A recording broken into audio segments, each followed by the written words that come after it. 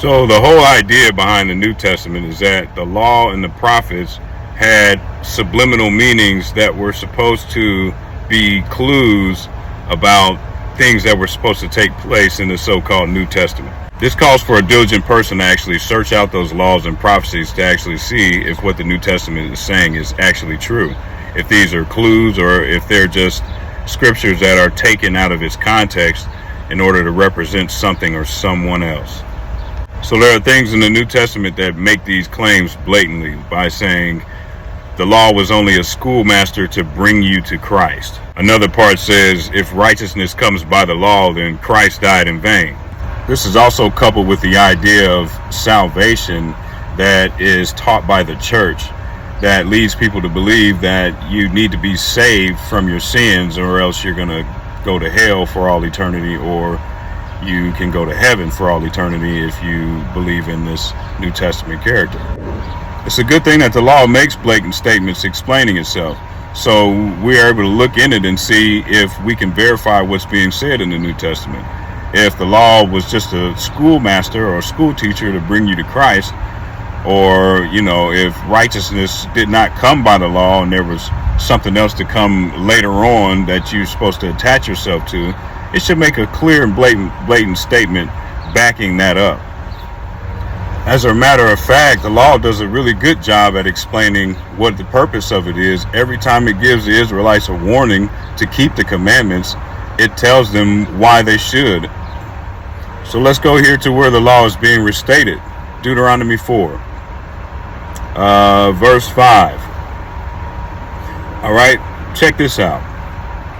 Okay, surely I have taught you statutes and judgments, just as the Lord my God commanded me, that you should act accordingly. This is Moses talking to the congregation. That you should act according to them in the land which you go to possess. Why? Therefore, be careful, observe them, for this is your wisdom and understanding in the sight of the peoples, who hear all these statutes and say, surely this great nation is a wise and understanding people. For what great nation is there that has God so near to it, as the Lord our God is to us, and for whatever reason we may call upon him?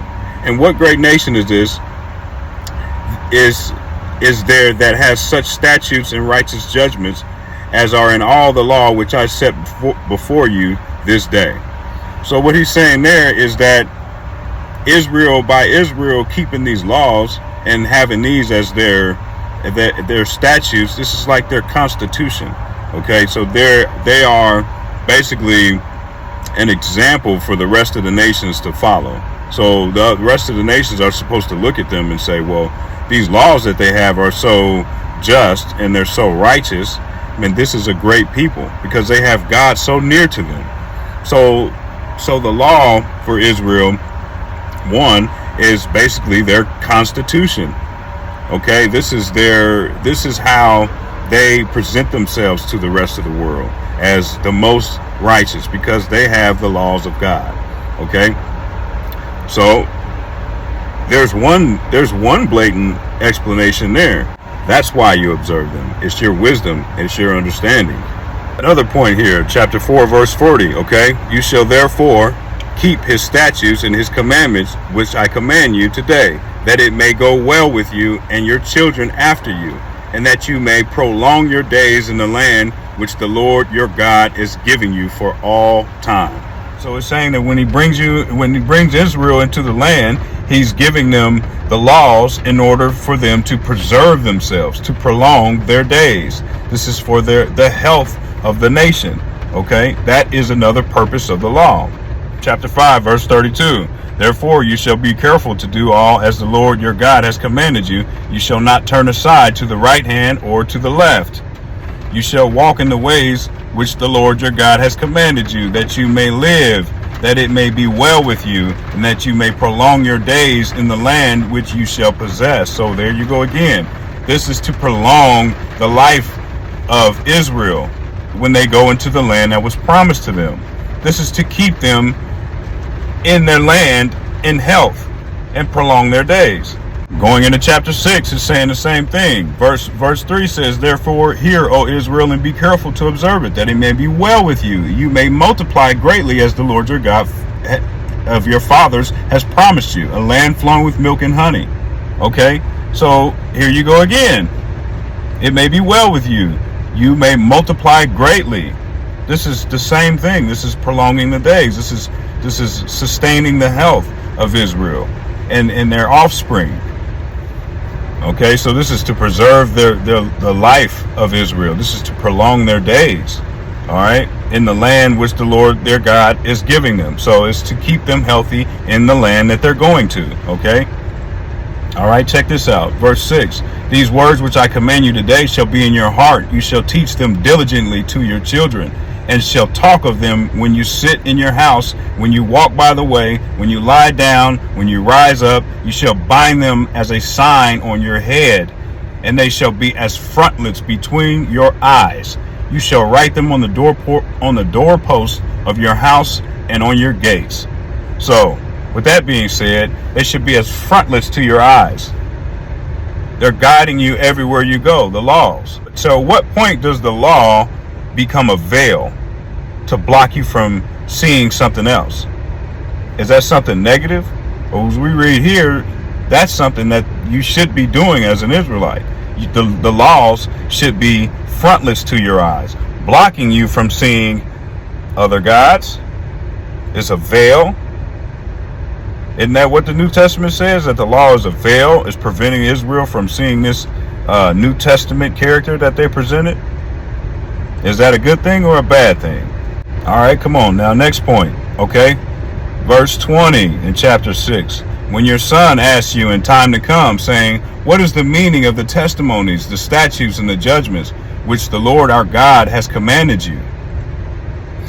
Then you shall say to your son, what? It's a schoolmaster to bring you to Christ. It's a temporary thing until the Messiah comes. It's to teach you and prepare you so that when this so-called Messiah comes, you'll see him. I mean, this will be the perfect time to tell your son that, right? But what does it say? You shall say to your son, we were slaves of Pharaoh in Egypt, and the Lord brought us out of Egypt with a mighty hand. And the Lord showed signs and wonders before our eyes, great and severe against Egypt, Pharaoh and all of his household. Then he brought us out from there, that he may bring us in to give us the land of which he swore to our fathers. And the Lord commanded us, observe all these statutes, to fear the Lord our God for our good always, that he might preserve us alive, as it is this day. Then it will be righteousness for us if we're careful to observe all these commandments before the Lord our God, as he has commanded us. It don't get more blatant than that. Okay? Now, if I give you some instructions that are supposed to follow you from here on out, and you're supposed to pass it down to the next generation is supposed to pass it down to the next generation, and then if I say, when your sons ask you, what is the meaning, what is the purpose of these commandments and these statutes and these testimonies which the Lord our God has given us, that's the perfect time for me to tell you, well, this is a schoolmaster. This is just a teacher or a tutor to prepare you for some New Testament idol. That'd be the perfect time to say that. But it doesn't. It says, tell them we were slaves in Egypt, and God brought us out with many signs and wonders. Okay? We saw what he did to Pharaoh's house. Not to mention all the other nations that they came through and what he did to them. Okay? So, and he brought us out from there that he may bring us in to give us the land which he swore to our fathers. So this is the whole point of this. He's bringing them into the land and giving them the health and the wealth that they need to survive. And all they have to do is keep the commandments. That's what it keeps telling them. It doesn't tell them about somebody's going to end up going to hell or going to heaven for not keeping these commandments. It doesn't say anything like that. It says to preserve them in the land which he swore to their fathers, bringing them into the land which he swore to them, and telling them the conditions to keep the land.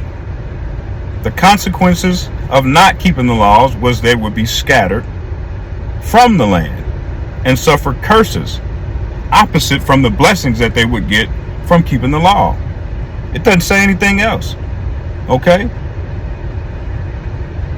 So then the Lord brought us out from there that he may bring us in and give us the land which he swore to our fathers. And he commanded us, observe all these statutes, okay, for our good always, that he may preserve us alive. Preservation. The law for Israel was they keep the law in order to preserve themselves in the land which was sworn to their fathers. That's it. What? I didn't make that up. We just read that. If I'd have said that the law was supposed to do something else, I'd be adding to it, wouldn't I? Deuteronomy 4:2 says, you shall not add to the word which I command you, nor take from it, that you may keep the commandments of the Lord your God, which I command you. Okay, so who's adding to it and who's taking away from it? When I say that the law was given to Israel to preserve them and keep them alive, wealthy and healthy, and multiplying in their land, which God gave them. The conditions of the law was to keep Israel in their land, or to scatter them and bring them all these curses. Am I adding to it or taking away? Wouldn't I be adding to it by saying that it was to save them or teach them that there was a Messiah coming? That's a lot of additions. Okay, so the Lord commanded us, observe all these statutes, fear the Lord our God for our good always, that he may what? Preserve us alive. Then it will be righteousness for us if we are careful to observe all these commandments before the Lord our God as he has commanded us. It will be what? Righteousness for us if we observe all of these commandments. If we're careful to observe all these commandments, then it will be righteousness for us. What will be righteousness? It doesn't come by the law, right? Righteousness doesn't come by the law. It right there, what it should say, if righteousness comes by the law, it temporarily, okay? It's righteousness comes by the law.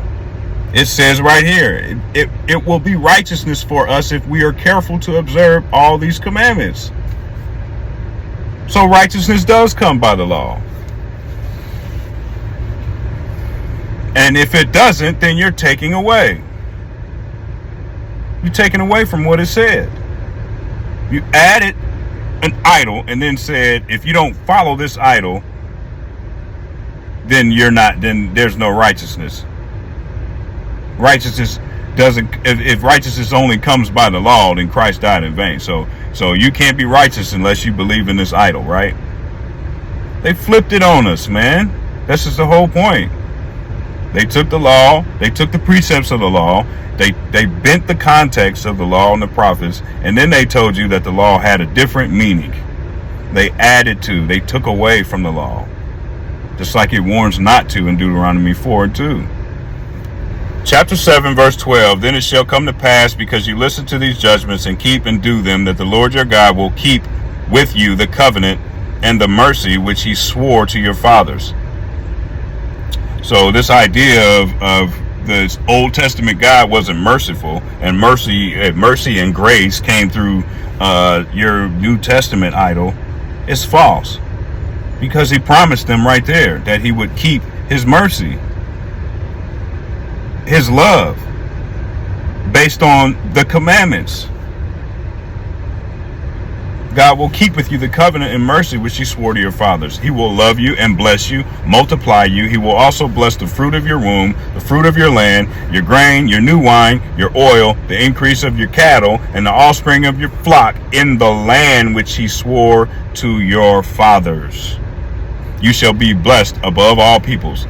There shall not be a male or female barren among you or among your livestock, and the Lord will take away from you all sickness and will afflict you with none of the terrible diseases of Egypt which you have known. So all these blessings that he promised them had to do with them living in the land and them being blessed with their health and their wealth, period, and their offspring. That's what it promises them over and over again.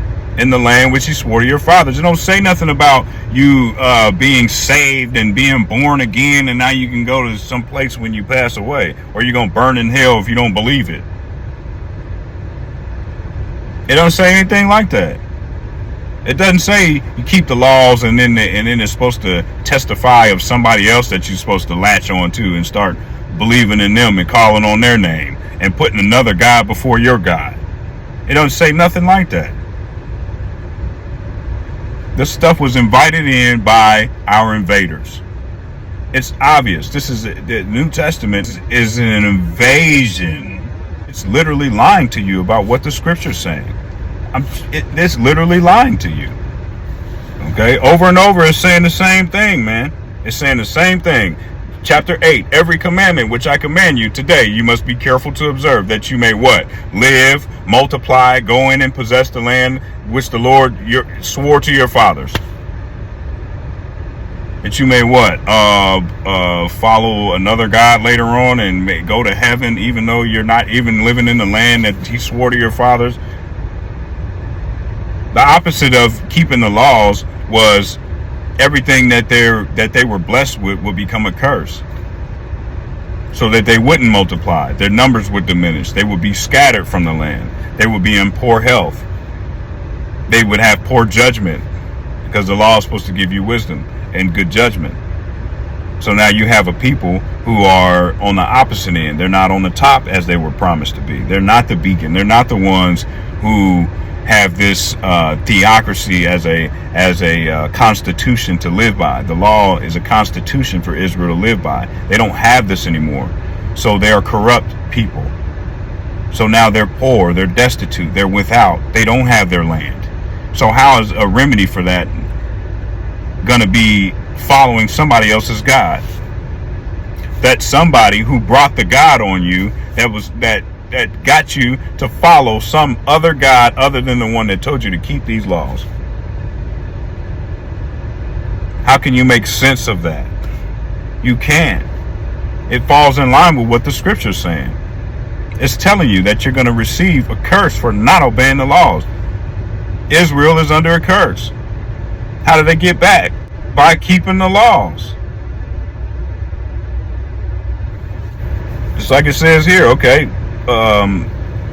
chapter 8, verse 19. Okay, then it shall be, if you by any means forget the Lord your God and follow other gods and serve them and worship them, I testify you this day that you shall perish as the nations which the Lord destroys before you. So you shall also perish, because you would not be obedient to the voice of the Lord your God. This is for Israel, bro. This is him telling them that their blessings for them, him making them a kingdom and a people and giving them a land and giving them all these blessings, that will go away. So these are conditions. It doesn't say anything about somebody going to heaven, going to hell, or being saved from anything for some belief. If that were the case, then in one of these times when he tells you about keeping the law, when he warns you about keeping the law, that would be there. It is not. It's not there. They got to take you to a spot in the New Testament and tell you, well, it says right here that righteousness come by the law and Christ died in vain. So then that ain't right. Then you gotta read into it. It's a subliminal. There's a spiritual message behind it. It ain't no damn nothing else, man. You're adding to, you're taking away. It says what it says. If your sons ask you in time to come, what's the meaning of these statutes and these laws and testimonies which the Lord our God has commanded us, you tell him, we were slaves in Egypt. He brought us out with a mighty hand. He brought us out from the house of Pharaoh.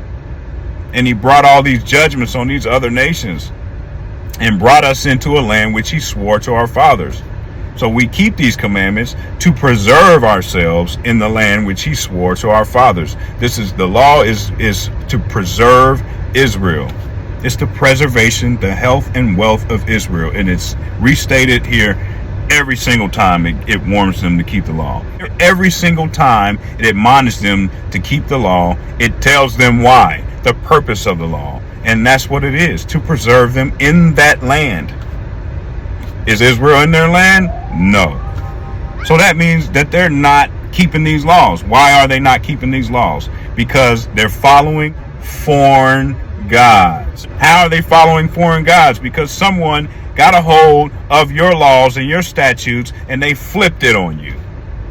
They did that intentionally. They brought that here intentionally so that you would not have your power. You would not have your unity as a nation of people. Now they're keeping you powerless by adding something to your books. They got you to believe that what you were taught to do, that what we were admonished to do a long time ago, our forefathers, that it had a different meaning. The law is literally telling us why we should keep it, the purpose of it, and not to adhere to anything else and any other gods. And then you have this New Testament telling you something totally opposite. This New Testament is coming from these new foreigners with their new God.